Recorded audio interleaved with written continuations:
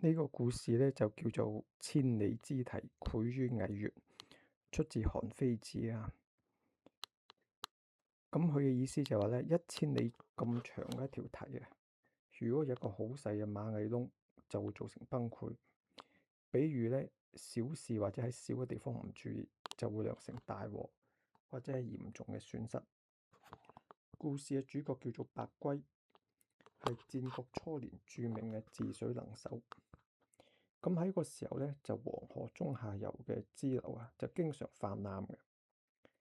白圭呢，就往來喺列國之間，係幫啲諸侯呢，就防治洪水嘅。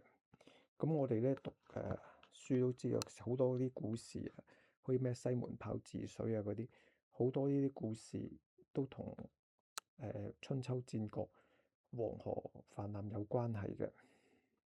咁有一段時間啊，白圭呢就治水，佢呢就長期住喺魏國。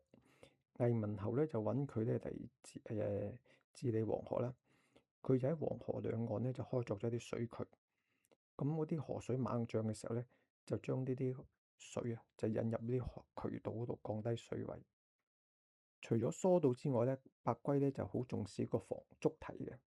佢經常呢就到四圍去檢查，睇下呢有冇啲堤岸啊，有冇啲漏洞或者裂縫。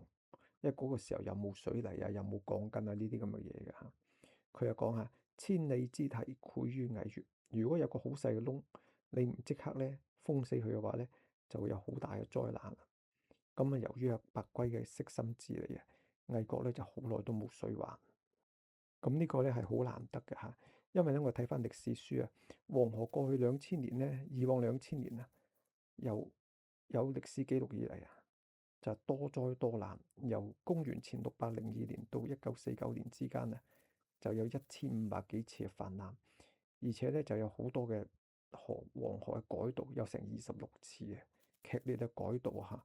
咁我哋而家黃河就劃分隔就係河南省、河北省啦。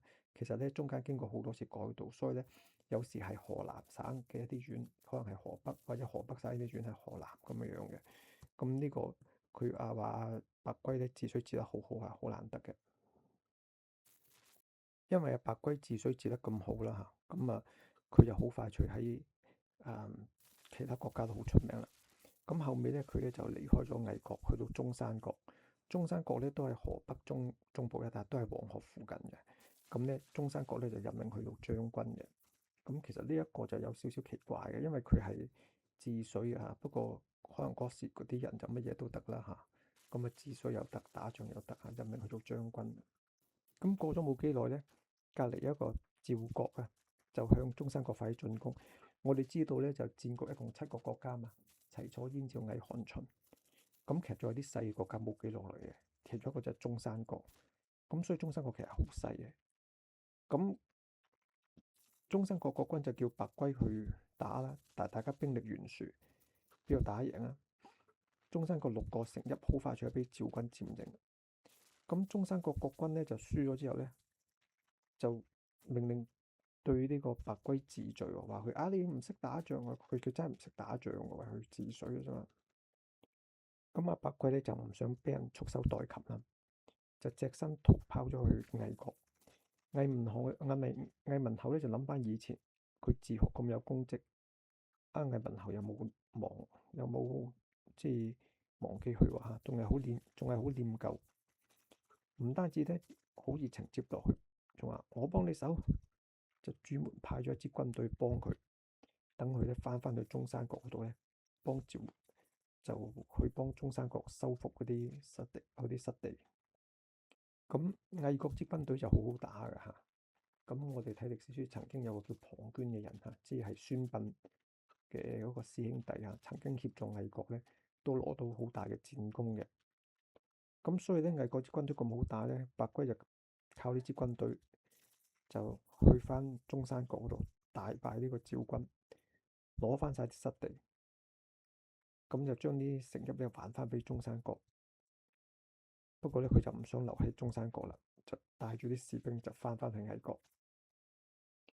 魏文侯聽講白圭凱旋翻嚟，哇！嗰時啲人真係好有禮貌啊。身為國君，親自出城去迎接。為咗表示對佢嘅信任同埋器重咧，仲任命佢做魏國嘅國相喎嚇。哇，咁啊真係一人之下萬人之上㗎啦嚇。但係有句説話咧，叫做咧人怕出名，豬怕壯嚇。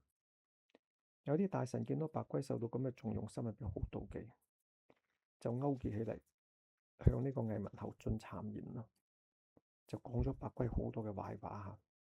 中國呢啲朝廷咧，呢啲咁嘅故事咧，就真係中間發生過好多好多次㗎啦。但係好難得嘅係，魏文侯聽嗰啲讒言咧，一啲都唔動聲色喎。